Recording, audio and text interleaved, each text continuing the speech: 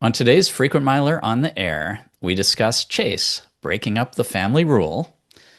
We question whether Amex is high when introducing as high as offers. And we talk about Chase making the Sapphire Reserve card harder to explain and harder to recommend.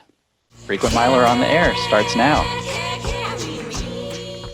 Today's main event, Sapphire Reserve. More costly, coupon-y, and complicated.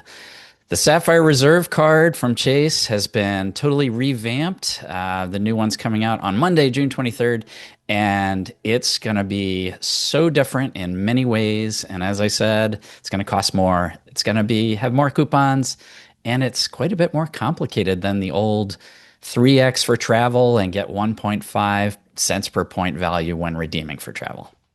Yeah, I think the complication is the part that really, of course, requires the most discussion. You have to talk about the complexity of it. And I question a little bit the wisdom in complexifying too much. I would think that it would make more sense to simplify. But hey, we can debate that and discuss that a little bit later. First, don't forget, if you want to jump ahead to something or you want to come back to it later on, you can always find the timestamps in the show notes. Just expand the show description. And wherever you're watching or listening, don't forget to give us a thumbs up, like this episode. We appreciate that. Leave your comments and your feedback too. We love to hear from you. All right, let's drag out this week's giant mailbag. All right. This week's giant mail comes from Never Not Knitting.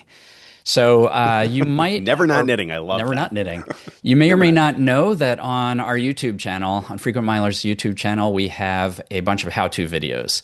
And Never Not Knitting replied to the video How to Move Avios between British Airways, Qatar, Iberia, Aer Lingus, and Finnair.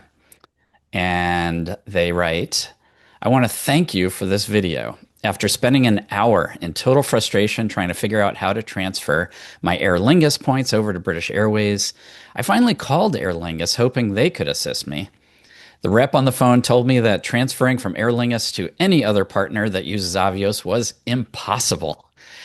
I followed your tutorial and within 5 minutes had the points transferred over. I'm so grateful so much for calling customer service. You know, as soon as I heard the words I called and then anything after that, like You know my what's heart coming. sunk a little bit. Like I knew. Yeah, of course. I know it's coming after that. There's nothing good comes after I called, which is ironic. You would think you should be able to call somebody and get help, but I mean, truth be told, we've talked about it lots of times before. Calling is like my last resort, and when I do that, either I'm doing it because I already know what's possible and I just need a human being to do it, or I'm accepting the fact that it is a total roll of the dice and unlikely to be more fruitful than if I Yeah. were to find some way to do it on my own. I just had a conversation with a friend yesterday. We were debating why do customer service agents always give an answer even when they don't know the answer. Right, And right. we decided that they must be incentivized to, close a lot of like cases as quickly as course. possible. And so Yeah. if they say, I don't know, and there's like follow-up questions, well, can you find out? I mean, that's going to draw things out, right? And require Right. them to submit some kind of ticket to someone maybe. And that sounds like a lot of work. So it's much easier to just give an answer regardless of Right. whether they know anything about the right answer. And in many cases, they don't. I'm sure that's it. And it's not even just that it's going to require more work, but if they have to follow up with someone or create some sort of a ticket, I would guess it probably shows up as like an incomplete call. Yeah. And they Yeah. probably are, like you said, Gonna hurt incentivized to have complete calls, right? Yeah, it's going to hurt their stats, right? Yeah. There must be Right. metrics showing how productive they are, and that'll hurt. Right. Yeah. Yeah. So So I bet that's unfortunate. exactly it. Yeah. Yeah. Yeah. Yeah, but unfortunately, Never Not Knitting. I'm sorry that you got incorrect information, but it's like somebody who's not familiar might find this surprising that an agent told them it's not possible, it can't be done.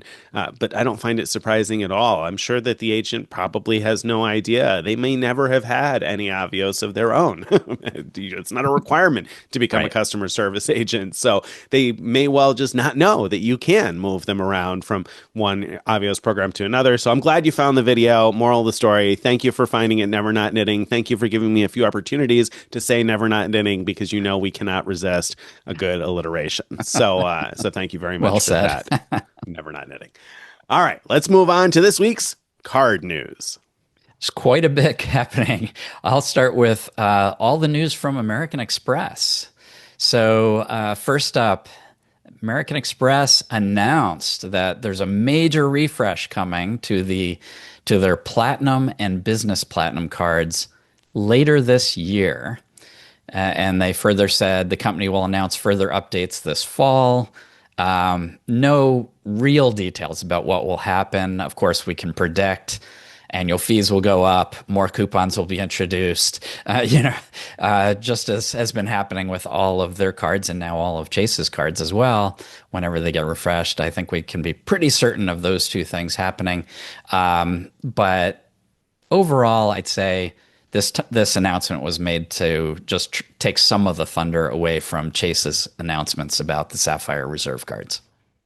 Certainly seems that way. And, I don't know if they actually succeeded there at all, but I guess at least they got people talking about their cards, and maybe, 6 or 7 people will wait around to see what happens. I don't know as though I would wait, because I imagine that we're going to see higher fees, and Amex is usually pretty good about giving the new benefits to existing cardholders. So I wouldn't be waiting around with bated breath to see what happens there personally. But the other reason I wouldn't be waiting around with bated breath, though, is because they've really switched up the way they do welcome offers, right? And that's kind of weird now.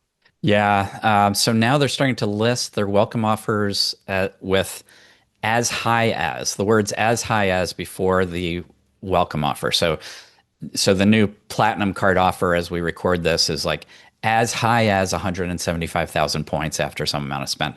And the only way to find out what your offer will be is to apply, go through the application steps. Then what will happen then? Now, it's not as bad as it sounds, because once you complete the application form and submit it, before it actually goes through and does any kind of hard pull or whatever Amex is going to do with it, before it does any of that, it tells you what your offer is, and then you have a chance, like, do you want to proceed or not? So it's very similar to the pop-ups that we've known about for a long time, that we refer to as pop-up prison, where sometimes you are told after you fill out the application, you're told, oh, you're not going to get a welcome bonus. Do you really want to proceed?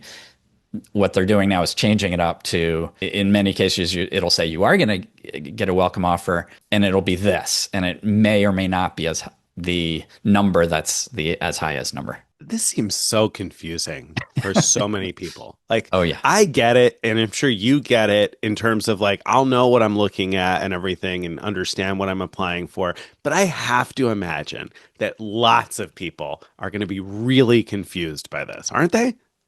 100%. I mean, I'm wondering how many people will be just turned off from applying Yeah. altogether. Yeah. So you don't know, Yeah. you don't know what you're going to get. And no matter how many times people say it's not really going to hurt you to fill out the application if Right. you end up, like, I still Who's think going to most fill that people out? Yeah. won't get that whole thing and be like, well, why should I do all that work of filling it out Right. if I might get a terrible offer?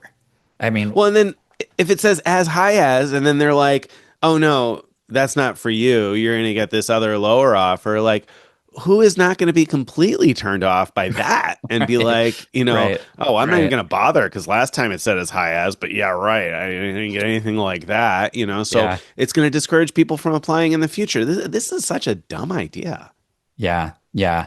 Now, don't tell Amex I said this, but I think that what I would do is if I'm trying to apply for as high as 175K and I get an offer for 150K, let's say, I would just close down the browser, maybe open a different browser, try again, maybe, wait till I'm like traveling and in some other city, try from there, because they have different methods for targeting who should get different offers. And so there's different ways to just try again if you're really, set on wanting that highest offer. But Yeah. yeah. Yeah. Yeah. Yeah. I don't like it. I don't like it at all, Amex. I think it's I don't know. If really what they want to do is discourage, I would assume what they want to do is discourage people from signing up for cards over and over and over again, right? And like, they can do that without doing this. They were already kind of, they have methods anyway of, like, the pop-up and whatnot that they've done, or their lifetime language. I think this as high Mhm. as just turns off people that aren't Yeah. aren't the people that they don't want. Like they aren't bad Yeah. customers Yeah. necessarily. Like if I think just anybody I know that is not in the credit card game, if I sent them a link and said you should apply for this, and they have to fill everything out before they find out what they're going to get, like if you're already skeptical at all about credit cards, how much more skeptical is that going to make you? It just Yeah. doesn't seem like it's weeding out the right crowd of people. Right. Right. Right. Seems like a better way they could have gone is to say the offer is 175K, and then if they didn't want everybody to be eligible for that, then have a pop-up saying, I'm sorry, you're not eligible for the Right. offer as described, but would you be interested in this other offer for Right. 125K or whatever, right? Right. And that would Right. be a more customer-friendly way of Yes. doing it, I think. Yeah. Yeah, you're right. You're right. I think there's ways they could have pulled that off, but they're not done. They're not done disappointing us today, are they? No, no, they're not. So the other thing that we learned is that they are ending. So you know how the business platinum card, if you pay for airfare uh, with your preferred airline, then any airfare, if you pay with points for that airfare through Amex Travel, you get a 35% rebate. But what they also allow is 35% rebate on any airline as long as you book business or first class. That second part they're doing away with. That's going to be Oh, gone. that is a huge, huge bummer. It's a huge bummer, number one, because we've talked plenty of times, even recently, I think, about how sometimes you can get a better deal buying a business class flight and using your points to pay for it with this 35% rebate than the cost of an award ticket. Or oftentimes I'll find situations where it's at least comparable. It costs me about the same number of points as it would to transfer and book an award, but I'm not handcuffed by award availability and I can earn miles on the flight and progress towards elite status, etc. So this is something I have used a number of times for business international business class flights. And that last part there is the most relevant part because okay, you might say, well, yes, now you're going to be limited to your selected airline. But the big issue there for me is that they only allow you to select US domestic airlines. And those are typically not the ones where I'm using this benefit. I'm typically using this benefit to fly international routes and to fly on foreign carriers. And so you're not going to Yeah. be able to do that at all anymore for any foreign carriers, assuming that they continue to limit you to just US based carriers for the rebate and the airline fee credit, which I have to imagine they probably will. So that's going to just be, I don't know. This is a big, I'm really bummed. I'm really bummed about this one. Big hit. Yeah. Yeah. Well, who knows? Maybe the refresh will offer some other way to get Maybe. outsized value with your We can points, hope. but We can hope. we're a little skeptical about that. We can Um, hope. all right, that's not the end of the Amex news. The other one, let's call this one a rumor at this point, but it seems as if American Express and Delta are working on a new Delta card that is even more premium than the Delta Reserve card. So the Delta Reserve card, I don't remember the exact annual fee, 695 or 650, somewhere in that range. It's a lot. Whatever It's it a is. lot. It's in the a lot range. It's in the lot range. Yeah. The new one will be more expensive than that. So Oof. I'm guessing it might be in the 1,000+ range. We'll see. And we don't know anything about like what kind of perks it'll offer, but I think you can safely assume there'll be pretty high-end perks at the very least. So the Delta Reserve card gives you 15 lounge visits per year. So at the very least, this new one should give you unlimited Sky Club access per year. And I would guess something like gold status or maybe even platinum status automatically, but to be determined. I would bet against platinum. That just seems so high to give Hmm. away for any kind of like 1,000, 12, $1,400. You're just going to end up with a ton of elites because there will be people that will be willing to pay that for platinum Yeah. status. So Yeah. I think I think it's got to be higher. But yeah, or maybe it's just going to be more MQDs, which will hopefully be enough for That could be. some level of status. But at any rate, yeah, that's interesting. Are you feeling intrigued? Are you interested? Are you excited? Or are you more turned off by this? I mean, you're a Delta flyer. You're a Delta guy. How you feeling so far? I mean, there's not enough there to be really interested personally in this yet, but and I think it's very unlikely I will be. But as a person who makes a living talking and writing about this stuff, it's pretty darn exciting. It's exciting anytime a new card comes out, especially from a major issuer with a major co-brand like Delta. Very good. All right, let's talk about Chase. So Chase, lots of news out from Chase this week. First of all, they're launching the business version of the Sapphire Reserve on Monday, June 23rd. So that's coming out in just a couple of days after this podcast publishes. So if you are listening to this, the day it comes out, then you've got just a couple days left before this comes out. So that's cool. We did a coffee break about that card called the Real Sapphire Reserve for Business. And of course, we called it the Real Sapphire Reserve for Business because we tried to predict about this card last week, and we didn't do a great job with our predictions, as it turns out. So you'll want to check out the Real Sapphire Reserve for Business coffee break number 59. Yeah, we did a really bad job predicting it, but that just keeps us right on par with our normal prediction successes. True. All right, we got to come up with some stuff to predict that I don't want to happen, so that we can lock that stuff out too. But yeah, at any rate, so of course the Sapphire Reserve for Business is launching. The Sapphire Reserve is refreshing here in a couple of days, and they're removing the Sapphire Family rule, which means I think you'll be able to get both a Sapphire Preferred and a Sapphire Reserve again, but they're expanding the 48-month rule. So that's a little different. Maybe you could talk a little bit more about how that's going to work now. Yeah, I mean, truthfully, we don't know. So the rules will come out presumably on Monday, June 23rd, along with all these other big things that are happening, and then we'll find out whether are they going to have a single new rule listed, like you can't get a welcome bonus if you've gotten this card in the past 70 months or something, or I feel like it's more likely it's kind of becoming Amex-y, that it might be based on your personal situation with Chase and whether they want to give you a new welcome bonus now or not. And I feel like that's more likely, that they'll probably have a path where you fill out the application and it tells you, no, sorry, you got a welcome bonus too recently. It was within the last 20 years, so you're not eligible. Or they like you and they're like, yeah, it's okay that you got one, last year. We really want more of your business because you've been spending a lot on our other cards, or something along those lines. So, that's my guess, but we know how good my predictions are. So let's just wait and see what happens on Monday. Well, I think a big piece of this news too is that it's going to now be possible to be approved for a card without a welcome offer with Chase, which is a departure from days of old. Now, if you're familiar with Amex, that's something that's existed for, I don't know, as long as I can remember with Amex, that it's possible to open a new card with Amex, even if you're not eligible for the welcome bonus. They'll give you a pop-up and say, hey, you're not going to be eligible for the welcome bonus. Do you still want to proceed? You can still have the card. You just can't get the welcome bonus. Yeah. And there are some situations where you might decide that that's okay because you need some of the benefits of the card, for instance. For sure.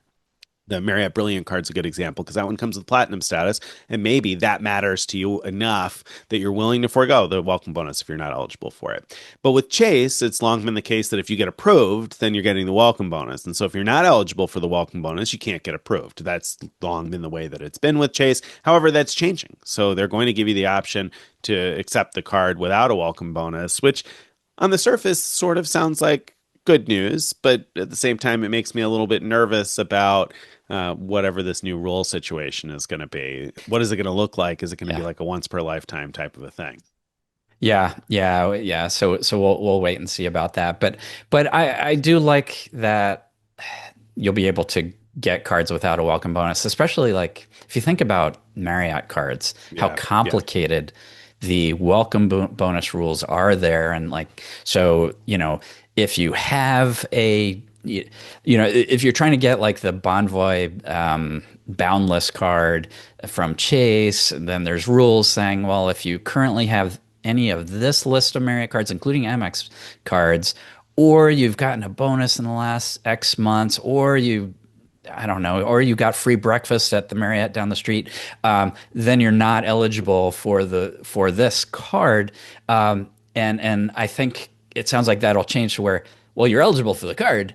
you're just not eligible for the bonus. And that's good because, a lot of people might just want the card as a stepping stone, for example, to upgrade to the Ritz card. Yeah, same thing. If a path to do if that. this becomes widely available, IHG cards would be similar. I've got the old $49 IHG card. I don't have the newer IHG card. So I get 10% back on my award redemptions, but I can't get the fourth night free. And I'm not eligible for the IHG Premier card because I have the old classic $49 right. card. So it'd be great if I get the card even without the bonus. If I had a bunch of IHG stays planned, I don't. But if I did, then it would be nice to be able to get it and say, okay, you know what? I don't care about the bonus so much as the fourth night free.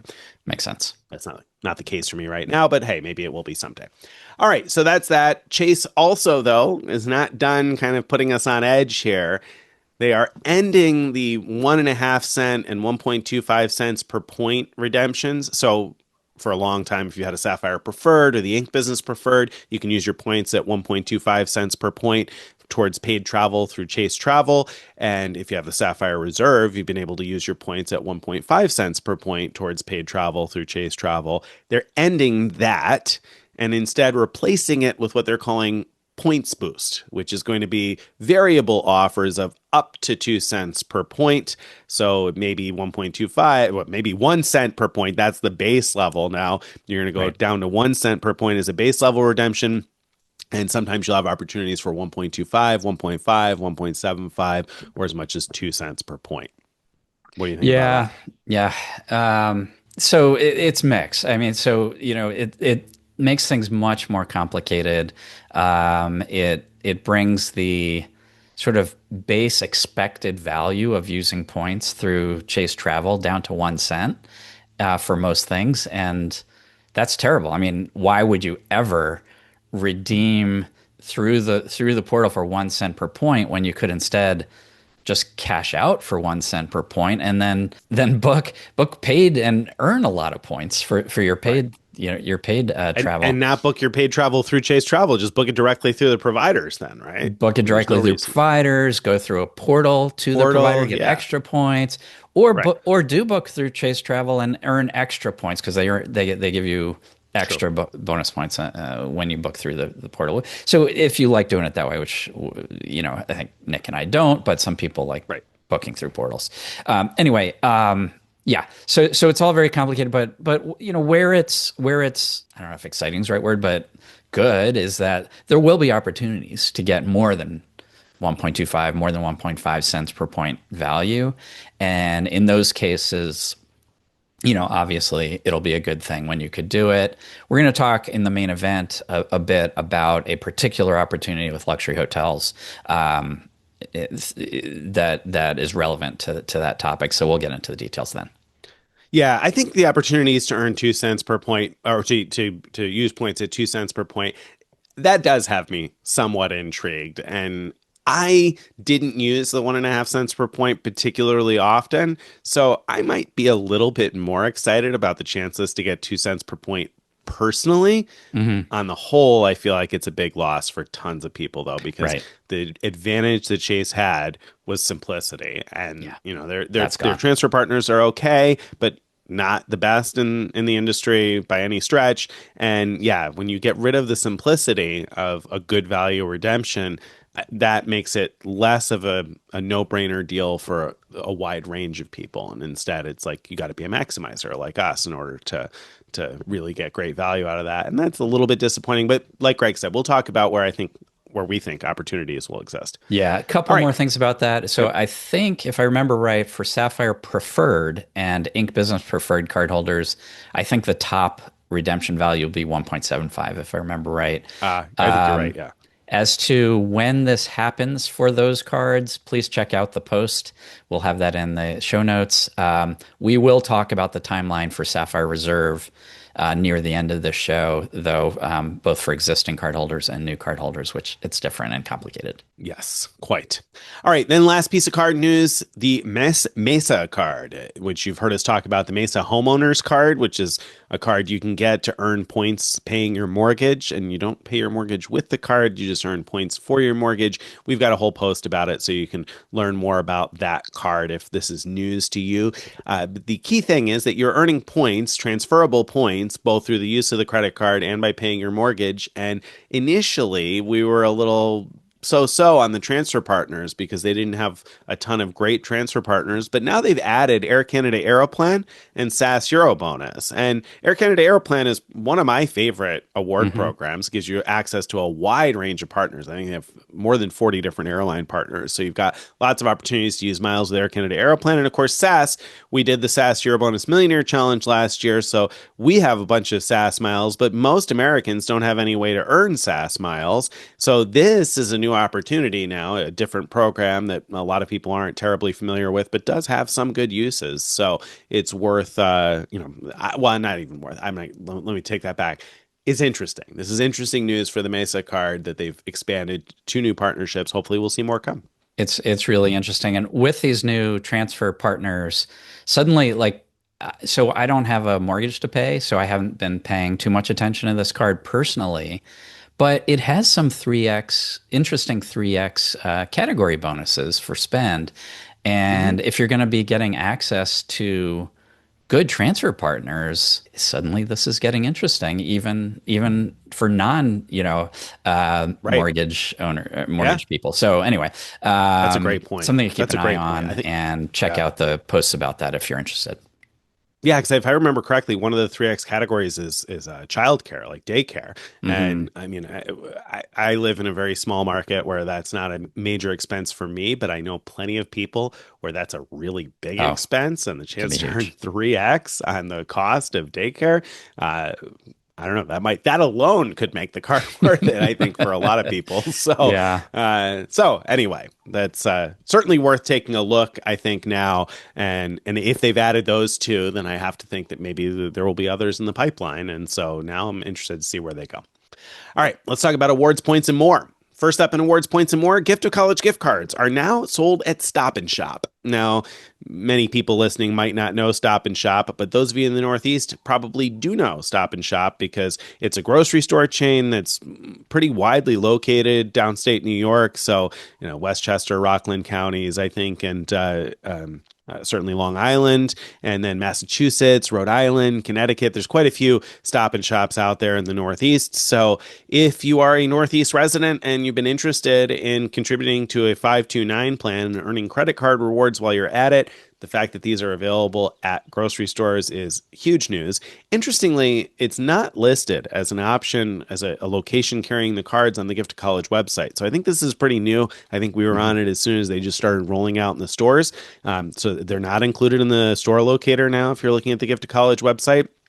And I bring that up because when we posted about it, we had a reader who said they stopped by their store like right after we posted and the cards weren't for sale there, but then they just happened to be in the same store later on the same day because they were grocery shopping or whatever. And boom, the cards were out. So they must have been getting put on display that day. Yeah. And so I say I bring this up because Stop and Shop is owned by a company that owns some other stuff too. And so, for instance, Hannaford Grocery Stores is another chain that's largely in New York State and I think in Pennsylvania. So it's kind of regional still, but they are a sister company of Stop and Shop. So they're owned by the same overall organization. So now I got my eye out to see are they going to show up in Hannaford because maybe they will. And so who knows where else they might show up. Yeah. So it might be worth just keeping your eye peeled at your local store. I was in a different grocery chain yesterday and I took a look because I figured, well, who knows who else is getting these that we don't know about yet. So keep your eye out if you're looking for gift college gift cards.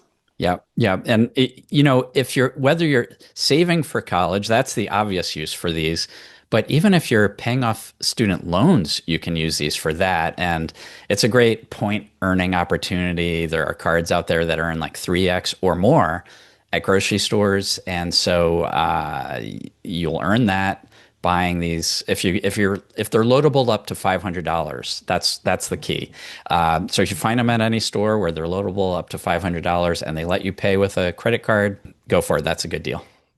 And I should mention that last part that Greg mentioned, if they let you pay with a credit card, obviously that's going to vary by location and Stop and Shop. I imagine there are going to be some places that'll let you pay with a credit card and some places that just won't. And probably the rules are going to vary by store. So if you got more than one around, you might want to check more than one, even if you're told no at one of them, because we've had plenty of readers report they were able to buy them already. So you should be able to buy them somewhere. All right. That's Gift to College JetBlue Status Match. JetBlue has a new status match out for Delta and American Airlines elites, and you can earn Mosaic 4 status by matching to Mosaic 2 by June 30th, and then earning 50 tiles by the end of this year. And after 50 tiles, you'll have Mosaic 4 through 2026. That seems like a pretty hot opportunity. Yeah, I mean, for JetBlue flyers, what a great deal because Mosaic 4 gives you what, six, I think, move to min upgrades each year, and many other benefits as well. Of course, JetBlue is financially hurting, and they've been cutting back on their routes. So True. Maybe a bad bet, but Yeah, it's true. hopefully they'll stick around long enough that if you do this, you'll be able to take advantage of it.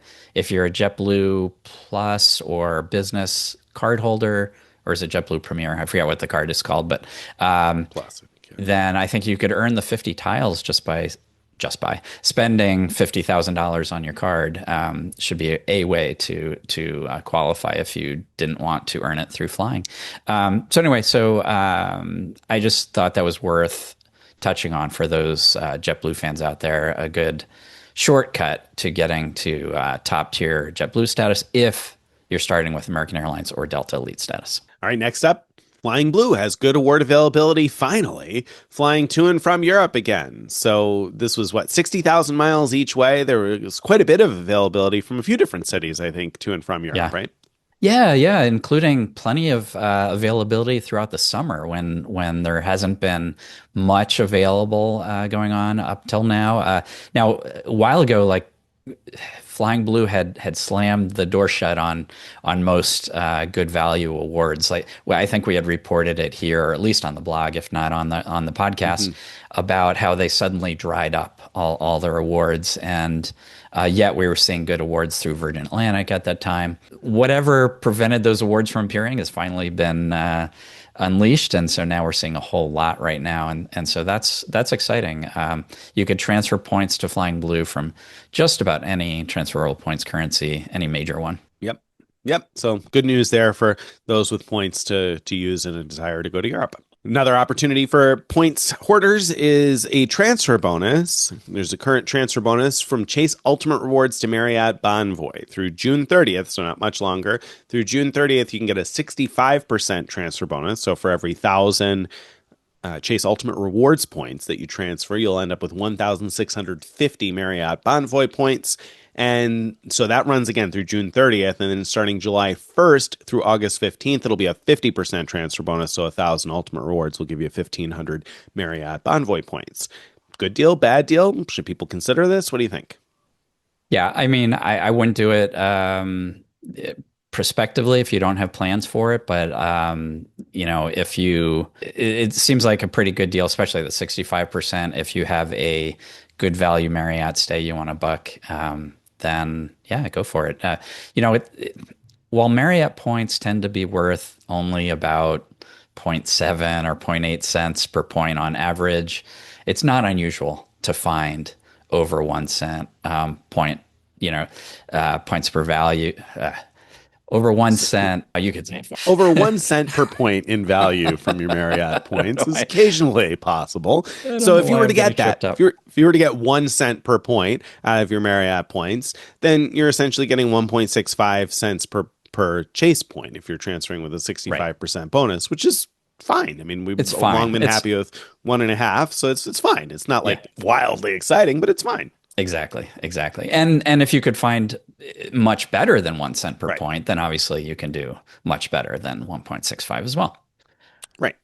Yep. All right. Okay. So that winds that down. It's time for this week's main event. Main event time. The Chase Sapphire Reserve has become more costly, more coupon-y, and more complicated. The new Sapphire Reserve card launches on Monday, June 23rd, and we're going to talk all about what's new, how it's changed from the old Sapphire Reserve card, and we will separately, towards the end of this main event, talk about the transition timeline, because that's weirdly complicated.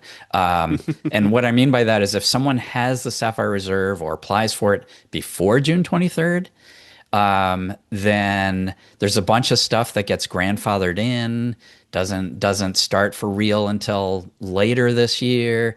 And then that whole 1.5 redemption thing, that whole thing is so complicated. Very It's complicated. ridiculous. Anyway, we'll get into that a little bit later in the show, but let's talk about what has changed.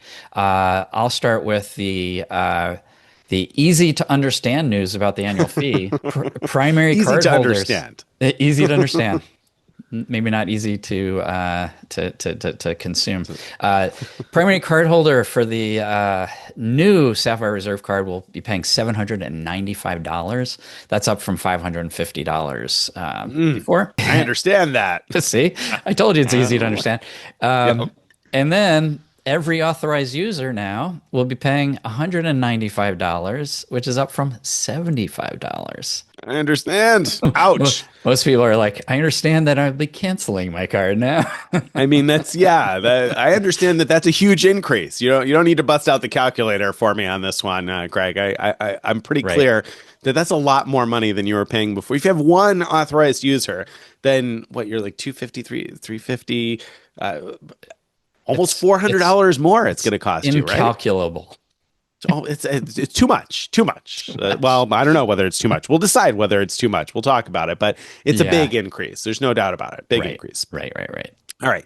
But along the lines of big increases, we're going to see an increase on some types of purchases in terms of your return on spend, because you'll earn 8x points on all of your Chase travel purchases, which replaces 5x on flights and 10x on hotels and car rentals. So you'll earn more points now on flights booked through Chase Travel and fewer points on hotels and rental cars booked through Chase Travel. Unfortunately, I'm kind of surprised that they reduced that, but I guess it simplifies. This is the simple part. This is the easy thing to understand. They put all of their effort into simplification here. 8x flat on Chase Travel. That was important to them to make that part easy. Yeah. So on this bullet, I'll just throw this in real quick. I see this as a net win because I did not recommend before booking flights or regular hotels through, I'm sorry, car rentals or regular hotels through Chase Travel for a variety of reasons. But flights, it can make sense. And now flights go up from 5x to 8x. So that's net positive. I agree. I think that's a win too, because I wasn't considering the hotels and car rentals at 10x anyway. So whether they 10x that or 8x it or 2x it or 15x it, I'm probably still not going to do it. So the 8x for flights is nice. 5x on eligible lift purchases through September 30th of 2027. So that had dropped at some point and it continues at that rate through September 30th of 27. 4x points on flights and hotels booked directly, purchased directly. So if you book your flight directly with the airline or your hotel directly with the hotel chain, then you'll earn 4x, which replaces 3x on all travel before, but it replaces 3x on all travel. So you're going to get 4x on those flights and hotels direct and 1x on most other types of travel now, unfortunately. Right. You'll still earn 3x on dining worldwide, including eligible delivery, so that's great, but 1x again everywhere else, including travel that's not included with the booking direct with the airlines and hotels or booking on Chase Travel. So there's going to be a lot of 1x travel these days, unfortunately. Yeah. Okay, let's talk point redemption value. You'll still be able to transfer to the same list of airline and hotel transfer partners. That hasn't changed. If you want to book travel through the Chase Travel portal, though, things are changing. So instead of getting 1.5 cents per point value, you'll get a base 1.1 cent per point value, but there will be points boosts that randomly show up in your search results, and you'll get up to 2 cents per point value. Obviously, when you can get 2 cents per point value, that's great. When it's less than 1.5, that's obviously not great. So just to sum up so far, we've got a lot more to talk about the changes, but as far as what we've talked about so far, we've gone from, the annual fee is up quite a bit. Point earning rates change from a very simple 3x for travel and dining, 1x everywhere else, to much more complicated 4x for airfare and hotels, 1x, 3x for dining, 1x everywhere else, and that's not counting like the Chase travel stuff. And then for point redemption value, it went from the very simple, getting 1.5 cents per point value everywhere to this. You'll know what you get when you see it. That's right. That's right. Which I don't know. I mean, if you see the 2 cents, I guess is going to be good news. Yeah, and if you for sure only see 1 cent, it's not going to be good news. So yeah. I hate though that people are going to have to maybe bust out the calculator and figure it out, or I suppose it's going to show what you're getting when you. Yeah, it'll show what the points boost is. So they're treating it like if it says 1.5x, that means you're getting 1.5 cents per point value. If it says 2x, you're getting 2 cents. Okay. All right. So there's your point redemption value, and I think we'll probably talk more about that in a minute, maybe. I mean, at 2 cents, if you can get 2 cents, is that a good deal? If you see a points boost for 2 cents, is that something you would consider? Absolutely. I think getting 2 cents per point is excellent. I'm happy even when I transfer to Hyatt if I get 2 cents per point value. Right. Now you often get more than that, but if I'm getting at least that, I'm very happy. And so getting it direct from the portal on anything, not just specific hotels, is nice. Yep, when that happens. Yes, right. All right, let's talk about the perks then, I guess, next, right? So first off here, we have the unchanged perks. So no changes here. You're still going to be able to transfer to all of Chase's airline and hotel partners. You'll still get the same excellent travel protections that the card offers. It's long been known for good travel protections, and that's not changing. And you'll still get lounge access as the primary card holder or the authorized users that are now a bit more expensive. So you'll get Priority Pass still, Sapphire Lounge access, Air Canada Maple Leaf Lounge access, and like I said, the authorized users at that $195 fee per authorized user on the Sapphire Reserve consumer card, they also do get lounge access. So that's unchanged, and that's pretty good. New perks, though. There are a few new perks. First of all, the primary card holder is going to get IHG Platinum status. So that's a little bit of a bump. It doesn't offer a ton. A few more points per dollar spent at IHG properties. Maybe you'll get a better room when you're overseas. I tend to find that IHG is better at recognizing status at foreign properties than within the U.S., but you'll earn a little bit more on your paid stays. You get a free subscription to Apple TV Plus and Apple Music. That's not going to be a rebate, but somehow you're going to get like a code or something, I guess. Yeah. Is that how that's going to work? Yep. Yeah, that's why I put it under perks rather than coupons, because it's not a rebate. It's just something that having the card will make you eligible for this free subscription. Yep. You'll have access to reserve travel designers. Are those like a concierge of some sort, I guess? I think they are travel agents with a fancy name, as far as I can tell. But honestly, I'm not sure what exactly they are. They sound fancy. You don't know what a travel designer is, Greg? No, I don't either. Who does? Travel designer. I like it. And then Sapphire Reserve exclusive tables access. So this is their form of sort of like Resi. They're partnering with Open Table, but then within that partnership with Open Table, they have some narrow group of restaurants with Sapphire Reserve exclusive tables, and you'll be able to reserve those exclusive tables through this deal here, right? Yeah, I my understanding is that there will be some hot property restaurants where it's hard to get a table, but if you could book through this and get some, prime time spots at tables at those particular restaurants. Unfortunately, the list of participating restaurants isn't huge. In major cities, it's pretty big, but in smaller cities, it's not much. And in much smaller cities like Ann Arbor, there's none. So now Detroit, which is not far away, there's a handful. Yeah. That's interesting. I wonder how that'll work out long term, because is the hot restaurant going to keep that table forever for a Sapphire Reserve card holder to come in? I mean, I don't know exactly how they work that out, but apparently maybe you'll get I'm skeptical about how it works, but we'll see. Now, I said on a previous show, I think that I was actually excited about this because I saw a bunch of restaurants that I was interested in eating at, but I since found out that those are listed on that Open Table Sapphire Reserve website, but they're not considered Sapphire Reserve exclusive tables. And so So the restaurants I was excited about aren't actually on that list, and there's only like 4 or 5, if I remember right, in Detroit that do qualify. Yeah, yeah, yeah, yeah. Who knows? Maybe it'll work out to be good. I'm a little disappointed because there's a coupon coming with that, and I'm going to be in New York this weekend, and it would have been a perfect opportunity for that kind of thing. But I'm a little too early because existing cardholders aren't going to have access for a while to the coupon benefit. But we'll talk more about the timeline on that in a few minutes. Let's talk about coupons, though, because there's tons of coupons. So we have the unchanged coupons, the $300 travel rebate, no change there, same deal. So you'll pay for travel with your card and get $300 back each membership year.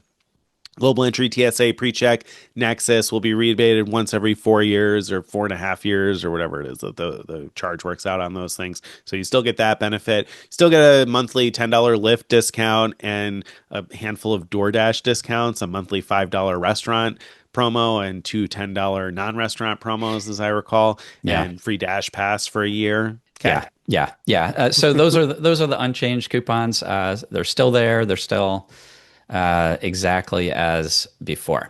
The new coupons, you have the Edit, which is Chase's awfully named answer to fine hotels and resorts.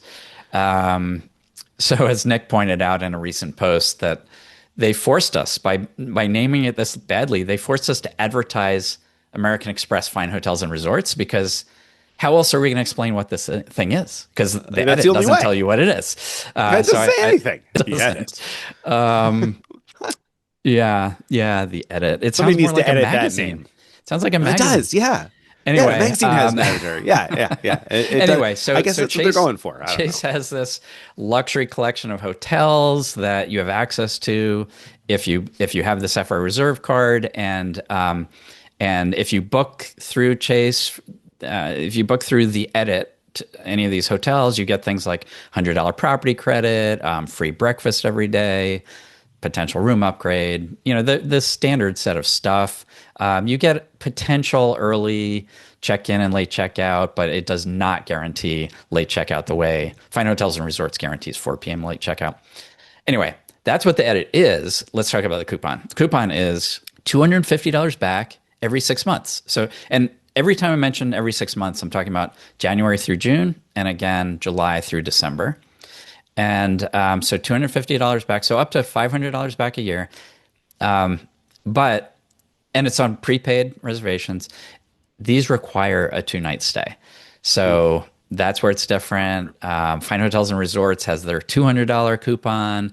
That is good for a 1-night stay or a 2-night stay at the Hotel Collection, to make things complicated. But this Chase one requires a 2-night stay. So in that way, the coupon is harder to use than Amex's.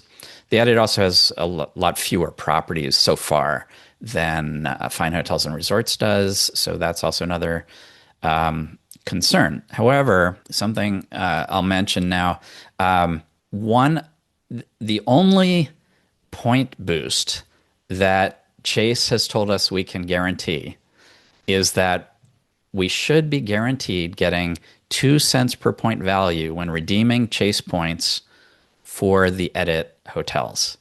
That power boost should always be on. I keep saying should because this is what we're told. I'm kind of waiting to see, is this true or not?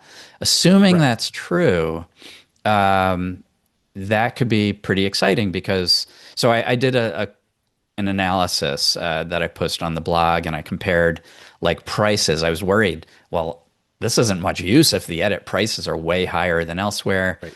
But when I compared to a fully refundable rate, these were fully refundable. When I compared to fully refundable rates booking direct, it was usually very, very close. And so the ability to get 2 cents per point value, add on like all those perks, the free breakfast, the $100 property credit, and if you're booking a 2-night stay, you should, I think, be able to, when you're booking this prepaid hotel, I think you should be able to set it up so that all but $250 is paid with points, and then the $250 paid with your card, and then you should be able to earn this coupon back. So that actually would give you really good value, and it's different though. than how we think about fine hotels and resorts. So, and when I say we, I mean us gamers. So gamers look at the fine hotels We're and not resort thing, gamers. We're maximizers, Greg. maximizers, thank you, and see, oh, if I can find a cheap stay, I can get a free stay at a fine hotel and resort by booking a one night stay that costs $200. That's the way you look at it. Don't look at this that way. Instead, look at it as like, I want to stay at a luxury hotel. Is this a good value way of booking that hotel? And based on what I know right now, before it's coming out, it looks like it will be a good value way to use your combination of Chase points and this coupon to book a stay. You book, like, for example, a very nice stay for maybe 30,000 Chase points per night. And also you earn hotel points for those stays if it's a hotel chain. So a lot to potentially like there. Okay, that was a long thing about the edit. I'll be much quicker about these others. Sapphire Reserve exclusive tables, $150 credit per 6 months. You do not have to reserve the table through Sapphire Reserve exclusive tables to get this rebate. What you have to do is show up at one of these restaurants and pay up to $150 or more, and $150 will be credited back to you automatically once every 6 months that you do that. We also have StubHub, $150 every 6 months back, and Peloton, $10 every month back. Those are the new coupons. Yeah, that's interesting. I mean, I think the edit could be really interesting if it works as, we're guessing as you're outlining there, particularly because there are hotels that will probably be available through the edit that aren't necessarily typical award hotels. And so you might be able to get good value for your points that way, like brands like Four Seasons or Mandarin Oriental, where you can't normally use points for great value. They don't have the same kind of award programs that others do. And if you're interested in some of those types of properties, I think it could be interesting. So I'm excited to see what comes there. Now, that said, I have a little bit of trepidation as to whether that'll be great or not, because just as you were talking, I took a look at a particular market, Abu Dhabi. We've stayed at the Four Seasons there before, and I think there were something like 10-ish properties through Fine Hotels and Resorts, and there's one, just that Four Seasons, available through Chase the Edit, and the price through Chase is $100 more than it is through Amex Fine Hotels and Resorts for the 2 nights. The example 2 nights, it's $99 more for 2 nights than the price through Fine Hotels and Resorts. So I think there's going to be some like comparison shopping that has to go on for you to make sure you're getting a good deal. For sure. So in my post, I actually compared all of the hotels I looked at to Fine Hotels and Resorts and Booking Direct, and I didn't see that many big discrepancies, but there certainly are some big discrepancies out there. And so you have to be really careful, and there's no doubt having less properties is a big issue.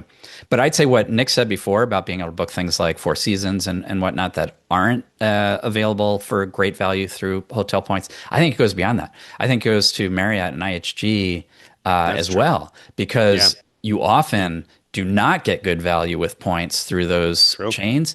And now you can book for good value through Chase, and it maybe will help prevent people from transferring points 1-to-1 to Marriott or IHG, because that's a bad idea in general. And so if you start off here, you get your 2 cents per point value, which is good. That's a great point. If there's a 65% transfer bonus to Marriott, but you can get, if you find a Marriott through the edit where you can get 2 cents per point, you'd be much better off booking it through the edit. So, and then you'd presumably earn hotel points on that. Right? Now, it's been reported that people have struggled with getting their points through the edit stays, even though the edit, one of the nice things about that, it clearly says you're going to earn Bonvoy points for this stay, or you're going to earn IHG points, whatever. But so it sounds like they're having some growing pains here. What I'm predicting is going to happen is that once the Sapphire Reserve comes out, and people are going to start using that because of the rebate, because of the 2 cents per point value. So there's going to be a huge flood of bookings, and then there's going to be a huge flood of complaints when people aren't getting their hotel points, and Chase said they would. So Chase is going to have to take a look at that, is going to have to fix that. So my prediction is that in 6 months, 8 months, maybe it'll take a year, that'll smooth itself out. But for now,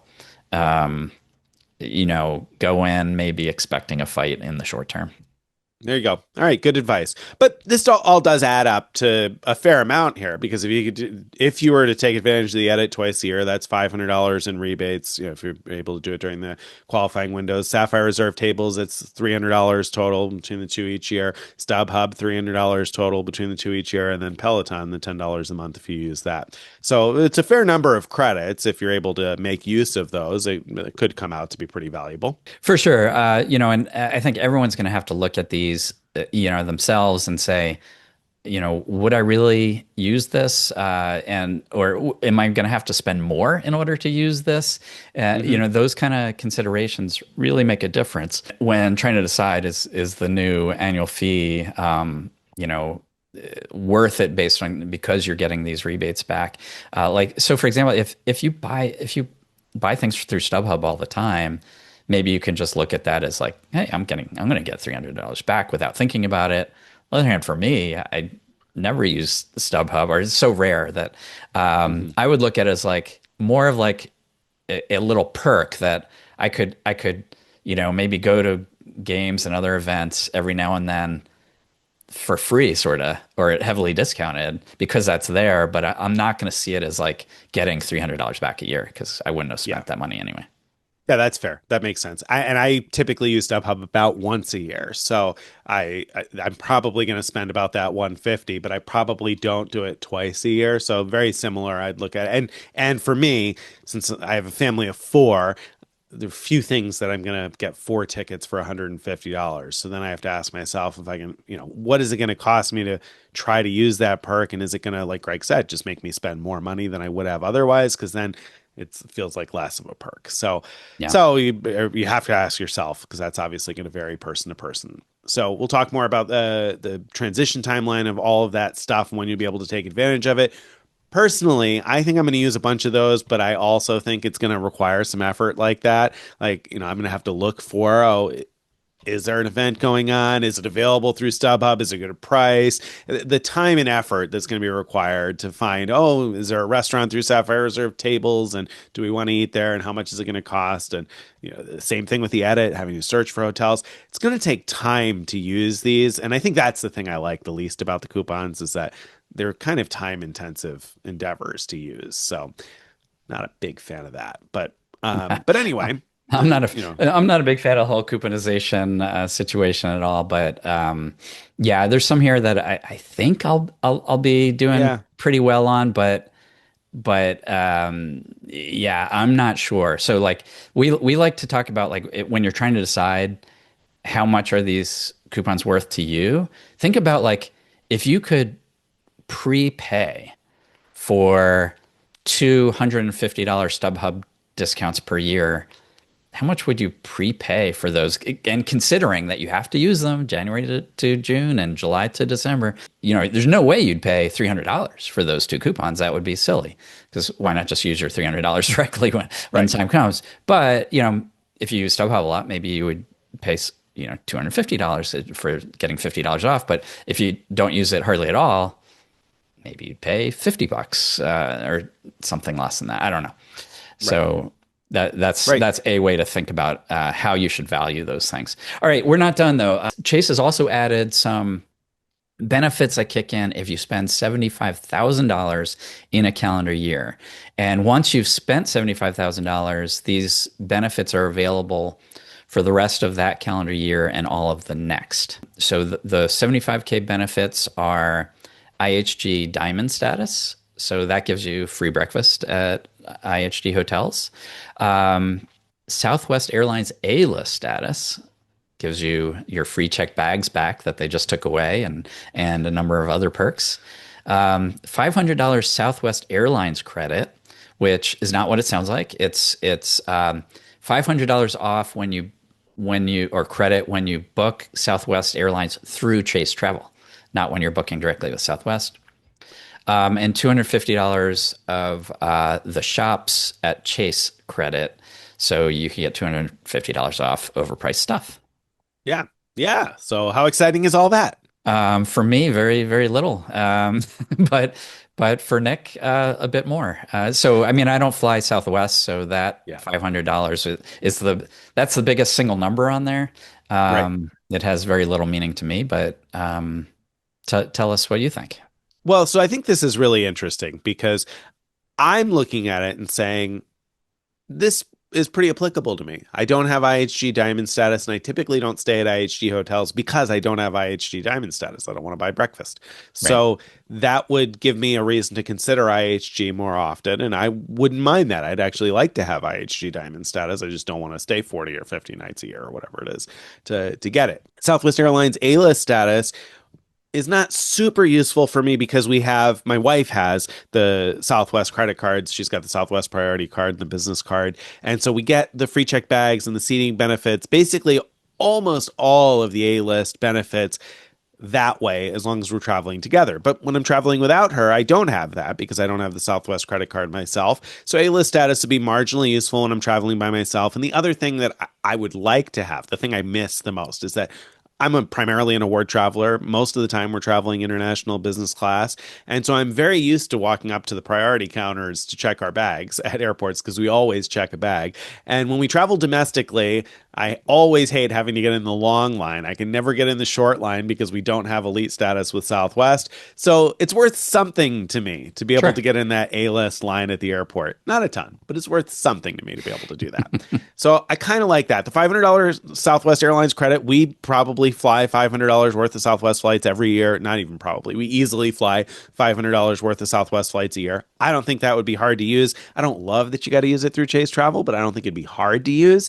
And the $250 shops credit, I'm not wildly excited about because I'm sure it's overpriced, like Greg said. But on the flip side, I'm sure I could probably get Christmas presents, like $100 worth of Christmas presents, probably out of that. So I'm not as turned off by it being value less. So when you add up values for those things, if Greg had written a post a while back valuing IHG Diamond status at like $200 based on a theoretical example that was pretty conservative. So I'm not going to get into all the details as to how he came to that number, but a pretty good conservative number. So if I value that at $200, if I value the Southwest Airlines credit at $400, that's $600. If I value the Chase credit at $100, that's $700. So then whatever value I add to the A-list status, let's call it $50, then that's like $750 worth of stuff for $75,000 spend. That's another 1% return on spend. Now, if I value Chase points at 1.5 cents per point, then that 75K spend is going to earn me 1.5 cents per point at 1x on the card, plus an additional 1% in value that I just said I value these perks at. So suddenly it might make sense to put non-bonus spend on the card. I'm a little intrigued by that because I might get much better value out of IHG Diamond status or perhaps Southwest A-list at some point. Maybe I'll do better out of the credit through Chase. So I'm personally somewhat interested. I'm not totally sure. I thought about it. I wrote about it, and now I'm kind of leaning a little bit further away from doing it than I was a few days ago, probably. But I'm thinking about doing it.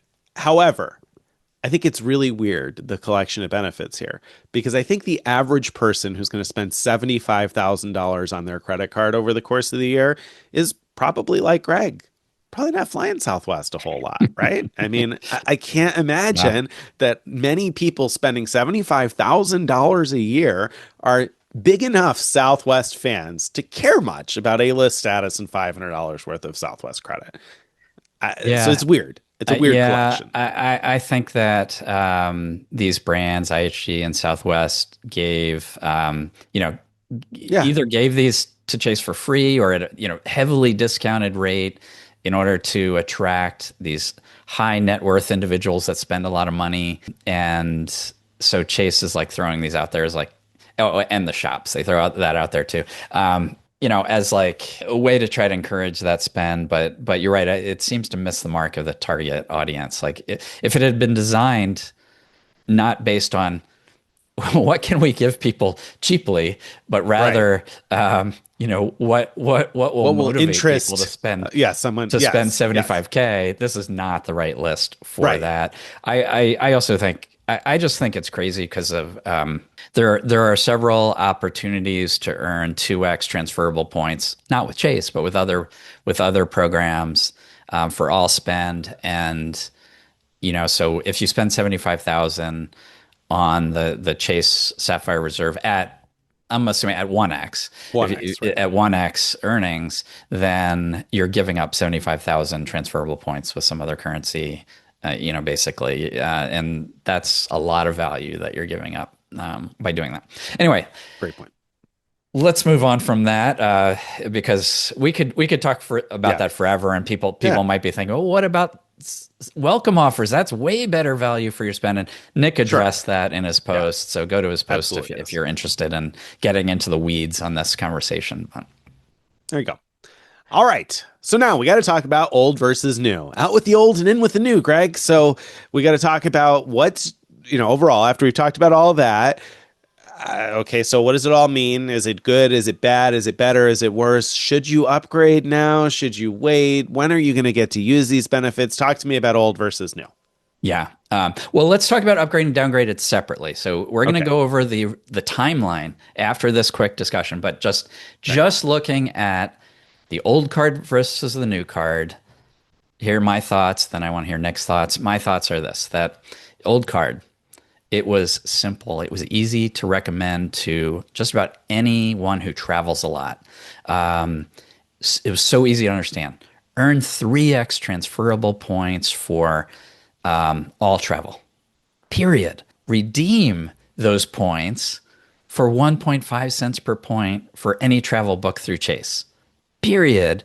Oh, and by the way, you get $300 back for that travel that you're spending on your card anyway each year, and you get great travel protections. Like that combination was really, really compelling. Oh, and you get Sapphire. You get lounge access at Priority Pass and so on. So it all made it a very compelling package. And most of all, I had no problem recommending it to anyone I know who's, fairly affluent. It doesn't even have to be super affluent, but fairly affluent and travels a lot. Like it's just a great, easy to paint picture. The new, you got higher annual fee, you got more coupons, and simplicity is just out the window. It's I can't tell the story in two sentences as I could before. I can't decide who it's right for because most of the my richer friends, they don't want to be bothered with coupons. They wouldn't see any value in all those Yeah. things. They might value earning 4x instead of 3x for hotels and flights, but I don't really know, so there's it's tough. I feel like the number of people I would recommend this for is way smaller, and I mean way smaller. Because before it was just an easy answer. Now, I look at it for myself. I say, okay, I'm one who does. I don't like more coupons, but at the same time, I'm used to figuring out how best to use coupons from a bunch of different cards, and I'm looking at these things saying, you know what? I actually think there's a good chance that I'll get actually probably more than the annual fee back in rebates, and I'll also value the ability to get 4x for flights and hotels. I value the travel protections that comes with using it for those things. So there's enough things I value there that I'm willing to put up with all that complexity, probably, to keep the card. But that's me. I'm really unusual. So Yeah. so we had readers. That's I putting it tried to lightly. Greg is really unusual. I'm really unusual, yeah. And so when I wrote things like this in the posts, in posts about this, readers would say, oh, you're overselling the card. And I'm like, really? I said I wouldn't recommend it to most people. But people hear what I say about my own situation and take that as advice. And I don't mean it as advice. I'm saying this is how I'm reacting to it. I think most people, it's probably actually more negative than positive. But what do you think? No, I mean, very much the same. So I think that one of the exciting things about the miles and points hobby is that you don't have to be terribly affluent to travel really well as though you were affluent, right? Because, if you learn the transfer partners and how to open cards and earn good welcome bonuses and get rewarded for your spend, you can enjoy a level of travel that's well beyond what your means would otherwise be able to cover, right? And so that's one of the things I like about it. However, that aside, the bank must be designing products, like these luxury products, so to speak, these super expensive credit cards for an affluent clientele. That's who they're imagining their target market is, probably, right? And so I look at this, I'm like, okay, an $800 credit card, they're obviously going after a more affluent crowd with that. And that more affluent crowd, exactly what Greg said, already has their time stretched thin and doesn't need more complication. They don't need a list of coupons they have to remember to use. That's exactly the kind of thing that turns off that target market, is anything that's going to be more of a pressure on their time or energy or focus, I would think is unappealing. And I think that at that level, most people I know that are in that sort of bracket are looking for ways to simplify their life, not complexify it. So this does the absolute opposite. And like Greg said, I think I will probably do pretty well with this new card, but that's because I enjoy going after all the ways to maximize stuff. And I don't look at it as a time suck that I don't like. But most people are not going to be that way. So like Greg said, I don't know anybody in my social circle who I would recommend the new card to. And the old card, I certainly did know a lot of people. So that's a huge, huge downgrade in my opinion, even though I think I'll get more value out of it than I'm going to put into it. I think it's such a huge downgrade for almost everybody. I mean, it's hard for me to imagine if you're not a blogger who like loves to bust out the pencil and find the ways to beat the system. I just don't think this would appeal to you, would it? I mean, I can't imagine. Yeah, no. Who are they making this for? That's what's so strange is I can't figure out who the target audience is because it's not us. They don't want the people like us that are going to get more value out of it. I think they want, well, I guess, all right. I think I know who they want people who look at it and think they're going to get more value because of all those coupons add up to like $1,200, more than $1,200. But aren't going to get more value or actually going to get significantly less value from it. That's who they want. And that's why it makes it so hard for us to recommend it to people. Yeah. Yeah, because they're just trying to get people with it. I mean, this is like fodder for the Dave Ramsey crowd to be like, oh, man, the bank is just going to beat you at their own game. Because, yeah, I mean, this is designed for the bank to take advantage, I feel like, in this case, right? I mean, it's designed for the bank to win because they're going to be able to say, oh, you can get $2,500 in value, but without saying, but you're going to have to work really hard for it. And you're going to have to be willing to plan travel every 6 months and book a StubHub event every 6 months and do all of these things that are going to add pressures and things you got to put in a calendar and set a reminder for. So they know that they're probably going to come out ahead on the annual fee on the vast majority of people that sign up for the card. So, and I think that the 3X travel thing is a huge downgrade for so many people because one of the things you said that I don't think you harped on enough there was that for a long time, it's been very easy to recommend this card for anybody who travels a lot because 3X all travel and dining is really relevant for people who travel a lot. And it was easy to recommend this card to book travel because it's got excellent travel protections. It's much less easy to recommend this card to book travel now because now I have to say, use this to book your flights and hotels and get great travel protections. But if you're booking an expensive cruise or you're booking some like expensive, I don't know, safari lodge that might not code as a hotel or whatever, I don't know, because if you're only going to earn 1X, then suddenly that travel protection is costing you a bit. Maybe you're better off buying some other type of travel insurance and using a card that offers 3X on all travel instead of this. And that's too complicated. What Chase wants you to tell them is, oh, just book everything through Chase Travel because then you'll get 8X everywhere 8X. and you're good. You're good to go. That's what Chase wants you to tell them, and that way they get more because they earn money for travel booked through Chase Travel. So that's what they want. That's not what we're going to say because that's even more complicated because then you have to comparison shop. Like, is it anywhere near as good of a deal as you could get going elsewhere? Probably not. Yeah. And I mean, and I'm low key annoyed. I mentioned before about the fact that now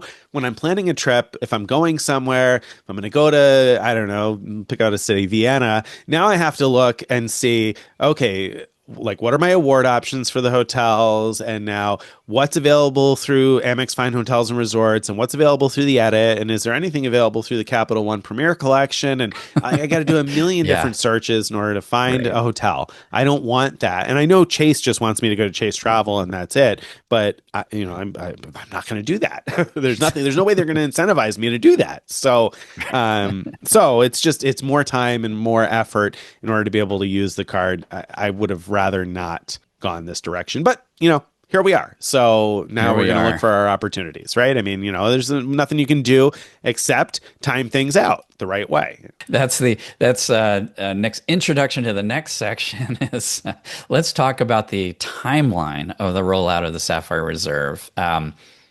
So the new card launches Monday, June 23rd, which is just a couple days after this podcast drops. And for anyone who applies then on Monday or later, you get, once you get the card, you have immediate access to all of the card features that we talked about. And you also immediately don't have the old features, meaning 3x travel, you're never, for all travel, you're never going to see that because you just got the card new on Monday, June 23rd or later. And this also applies if you wait until then to product change from a different card to the Sapphire Reserve. And you'll never see the 1.5 cent per point value towards travel. All right. That's the simple part of the timeline. The complicated part is if you have the Sapphire Reserve before Monday. And that means you could have it right this moment, or it means you could press pause on this podcast and go call Chase and product change one of your Freedom or Sapphire Preferred card or whatever to the Sapphire Reserve. If you either have it now or product change to it or apply for it before Monday, June 23rd, then things get outrageously complicated. I'm glad you didn't say interesting. You said outrageously complicated because let's call it what it is. It's outrageously complicated. Yeah. Well, some of these things, I'll say that there were rumors about some parts of this before it came out. And I said, there's no way that's true. That's too complicated. Why would Chase do that? Well, they did. Okay. So first of all, so what happens on June 23rd for existing cardholders? Now, if you're not an existing cardholder, just skip ahead to the next section of the show because whoa. If you're not an existing cardholder and you don't think you might want to upgrade beforehand, well, all right, because yes. there might be a reason you want to become you pause this and become an existing cardholder. Good point. Okay. On June 23rd, what changes is that points boosts become active, meaning you can get up to 2 cents per point value towards travel booked through Chase. But you'll get at least 1.5 cents per point value. So you actually have the best of both worlds for a while. None of the new coupons we talked about or new perks like IHG Platinum status or Apple TV Plus, none of that will be active yet. So it'll be pretty much the same card that you have now on Monday, but with points boosts active on top of the 1.5x redemptions. And you'll continue to earn 3x for all travel for a while. So that while is until October 26th. October 26th is transition day. That makes sense. I haven't even gotten to pick a random day in October. It's not even like the beginning of a month or the end of a month. It's not like but we have not yet begun to get complicated yet until we talk about. Well, actually, let me go back to this. So here's what happens on October 26th. The coupons all become live. So all those discounts you can suddenly use, or rebates, you can suddenly get rebates for the edit and the tables and the StubHubs and so on. You can activate your free Apple TV and Apple Music on October 26th. Any purchases you make from then on will be based on the new structure: 4x flights and hotels, 1x all other travel, and 8x through Chase Travel for all travel. Your next annual fee after October 26th, whenever your annual fee is charged after that, it'll be $7.95. So think about that. Let me give an example of what I mean by that. Let's say your annual fee comes due in September of this year. That's good because you'll be charged $550 And it won't be until September of 2026 that you'll be charged the new 795. So that's great for people who have get charged before October 26th. All right. Now we get to the really complicated part. What happens with your ability to redeem points for 1.5 cents per point? This is the part where I said I did not believe this could possibly be true. It doesn't go away entirely for a while. But any points you earn from October 26 onward do not qualify. But old points that you earned before that, you still get 1.5 cents per point value through October 25th of 2027. So 2 more years of 1.5 cents per point value for points you earned before October 26th of this year. And that includes if you move points from other cards before that date to your Sapphire Reserve card. All those points can be used for 1.5 cents per point value for 2 more years. How do you know? How do you know going forward which points have been used for any given thing? I have no idea. No. So if you transfer some points to Hyatt, are you giving up some old points that have 1.5 cents value on the portal? Probably. Yeah, probably first in, first out, maybe? Yeah, I would don't assume. know. And what happens late in this time period when, let's say there's an award that you want that costs like 100,000 points and you have 50,000 old points and a bunch of new points. Do you get partially that old value and partially new? I tried asking Chase this, but the reply didn't make any sense. So I don't know. Anyway, so it's all extremely complicated, but the short answer is if you like this 1.5 cents per point value for redemptions through Chase Travel, then it can be locked in for quite a while if you've earned a bunch of points by before October 26, and as long as you have the card before this Monday, before June 23rd. Yeah. So, all right. So if you've got a whole bunch of points, or let me take that back. If you upgrade before June 23rd or you already have a Sapphire Reserve, then your play would be to get as many of your points onto that Sapphire Reserve card as possible. So if you got other Chase cards that earn points, then move all of those over to your Sapphire Reserve before October 26th. Or presumably even you might have enough time to open another card like an Ink Cash or an Ink Business Preferred or whatever it might be, and earn the welcome bonus and move those points to your Sapphire Reserve before October 26th. And then you'll be able to get 1.5 cents per point or more, because you'll still get, if a points boost is available for 2 cents per point, you're still going to get that instead of the 1.5, but you'll just make sure that your floor value is at least 1.5 if you get those points moved. But again, that requires you to have the Sapphire Reserve before June 23rd, and B, have those points on your Sapphire Reserve card come October 26th. And as Greg said, if you earn more points on the card after that date, I would assume that any points you transfer or use in any way are going to be the 1.5 cents per point points, not the potentially 1 cent points. And so if you're going to do this, be ready for some complexity, because it's not going to be straightforward. It's not going to be simple.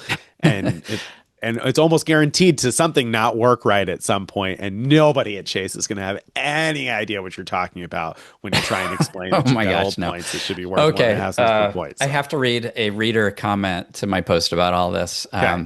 A reader wrote, "Does the card come with an accountant?" I mean, it should. It should. Right? It should. It's so absurdly complicated. Just how much is Chase saving by having this weird thing about differentiating the points earned before this date and after that date? Why not just say if you're grandfathered in, you get to keep it until a certain date and boom? They could have made it simple. Anyway, if you can grok all that, here's the opportunity for those that are interested in the 1.5 and keeping the annual fee lower for a while. What you could do if you have a Freedom card or a Chase Sapphire Preferred or the old Sapphire without a Preferred or Reserve name on it, before June 23rd, you could product change to the Sapphire Reserve. And when that happens, you'll get a new annual fee date. and that usually is in a couple months from when you product change. So I'm guessing it's going to be around, based on my own experience of recently product changing. I'm guessing that your next annual fee will be probably late September or early October. If I'm right about that, then that next annual fee will be the 550. You will be in the meantime charged like a prorated smaller amount based on how much time is left in your until then. Year. Yeah. Um, so then what you have is you locked in sort of the best of both worlds for a while. You'll still be able to use the 1.5 cents per point value through the travel portal until October of 2027, based on points earned before October 26th of this year. And you'll be able to get the points boost as well. And you'll get those coupons in October of this year, and you won't have to pay the $7.95 annual fee until around September or October of 2026. So that's a way of getting all of that stuff for a while. That's an opportunity that if you're listening to this now before October 23rd, you have a short amount of time June 23rd. Before June 23rd. Before June 23rd, thank you. Whoops. You have a short amount of time to make that product change if you want to. But I do have to caution you, rumors are that the welcome bonus for the new card is going to be huge. We don't know what that means. Is 120,000 points huge? Not to me. When we've seen 100,000 for the Sapphire Preferred card, is 150,000 points huge? Well, kind of, but not compared to like the biggest offers that we've seen from Amex. So how much you're giving up by product changing now versus waiting to apply sometime on Monday or later, we don't have any idea. We haven't been told what the new bonus will be. Yeah, I think that's a great point. But to hammer home something that I think you only lightly touched on there is that if you're an existing cardholder, starting on October 26th, you'll be able to use those rebates. So for this year, for 2025, you'll be able to use a $250 of the edit credit as long as you use it by December 31st, right? You'll be able to use $150 in StubHub credit, and you'll be able to use $150 in Sapphire Reserve tables potentially.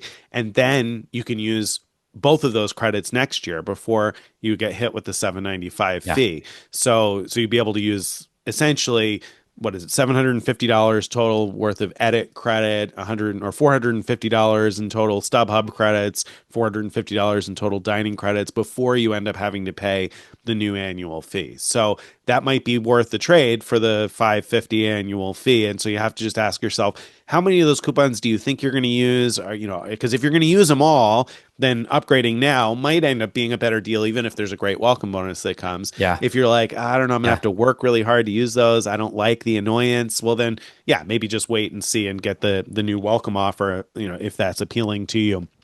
We're in a situation where my wife's annual fee posts, I think October 1st of each year, which by the way, Greg said your next fee will be late September, early October. I think maybe I'm wrong, but I think Chase annual fees all post on the first of a month. So I'm pretty sure they're always on a first, I think. So you're either going to get charged the $5, if you upgrade right now, if you pause this right now and you upgrade before June 23rd, I think you'll get hit with the $550 annual fee either September 1st or October 1st, I think.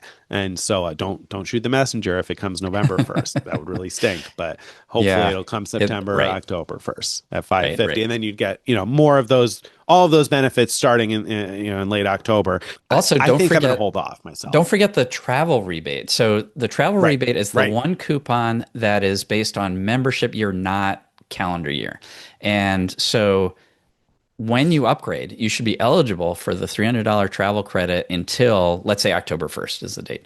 Until then, and then after that date, another $300 travel credit until the following October. So, if you just add that into your calculations, because that's really easy to earn. You just, any spend on any travel at all gets that rebate.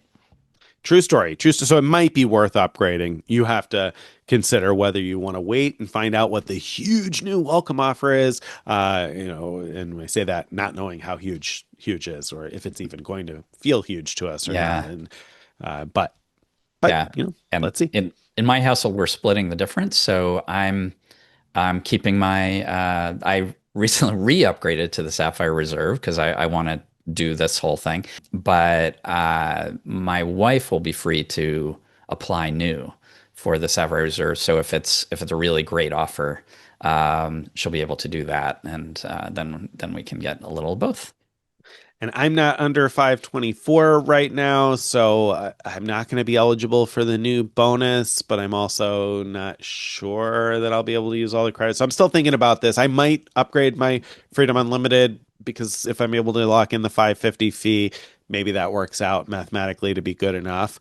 But I'm on the fence a little bit because at some point I'll be eligible to get the card, and probably it'll stick around with a good welcome offer for a while. So we'll see.